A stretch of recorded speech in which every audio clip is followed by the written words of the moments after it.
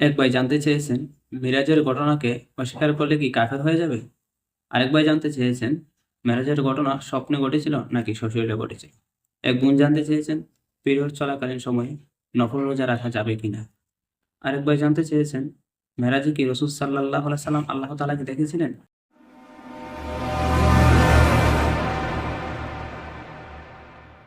আপনি জানতে চেয়েছেন, মেরাজের ঘটনাকে অস্বীকার করলে কাফের হয়ে যাবে কিনা?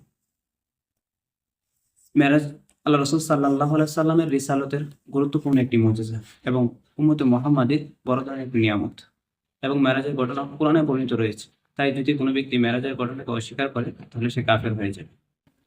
আরেক ভাই জানতে চেয়েছিলেন, মেরাজের ঘটনা স্বপ্নে ঘটেছিল নাকি সশরীরে ঘটেছিল? মেরাজের ঘটনা স্বপ্নে ঘটেনি, সশরীরে ঘটেছিল। যদি কোনো ব্যক্তি রসুল সাল্লাহ সাল্লামের সশরীরের ঘটনা মেরাজকে অস্বীকার করে তাহলে তার ঈমান নষ্ট হয়ে যাবে।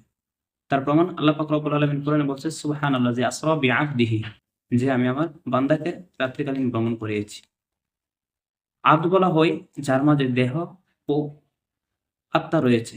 রাসূল সাল্লাল্লাহু আলাইহি সাল্লামের মেরাজটা দেহ ও আত্মা বিশিষ্ট ছিল, অর্থাৎ সশরীরে ছিল, স্বপ্নের যুগে হয়নি। আরেক বোন জানতে চেয়েছিলেন, পিরিয়ড চলাকালীন নফল রোজা রাখা যাবে কিনা? পিরিয়ড চলাকালীন সময়ে নফল ও ফরজ কোনো ধরনের রোজাই রাখা যাবে না। যদি রমজানের রোজা বা ফরজ রোজার সময় এরকম হয়ে থাকে তাহলে পরবর্তী তা কাজা করে নিতে হবে। আরেকবার জানতে চেয়েছিলেন, মেরাজে রসুল সাল্লাল্লাহু আলাইহি সাল্লাম আল্লাহ তাআলাকে সরাসরি দেখেছিলেন কিনা? মেরাজে আল্লাহ রসুল সাল্লাল্লাহু আলাইহি সাল্লাম আল্লাহ তাআলাকে দেখেছিলেন কিনা এ ব্যাপারে সাহাবায়ে কেরামের মাঝে দুই ধরনের মত পাওয়া যায়। হযরত আব্দুল্লাহ ইবনে আব্বাস রাদিয়াল্লাহু তাআলা আনহু থেকে এক ধরনের মত পাওয়া যায়। আম্মা জান আয়েশা সিদ্দিকা রাদিয়াল্লাহু তাআলা আনহা ও আব্দুল্লাহ ইবনে মাসউদ রাদিয়াল্লাহু তাআলা আনহু তাদের থেকে আরেক ধরনের মত পাওয়া যায়। তাই সাহাবায়ে কেরামের মাঝে যেহেতু মতভেদ দেখা দিয়েছে, তাই মতপূর্ণ জায়গায় আমাদের চুপ থাকা উচিত। তবে রাসূল সাল্লাল্লাহু আলাইহি সাল্লাম আল্লাহ তাআলাকে এমন বৈশিষ্ট্যের সাথে দেখেছিল যেভাবে দেখাটা জীবিত অবস্থায় অন্য কারো পক্ষে নসিব হয়নি। কিন্তু এর ধরন কি ছিল, কিভাবে দেখেছেন তা সুনির্দিষ্টভাবে বর্ণিত হয়নি।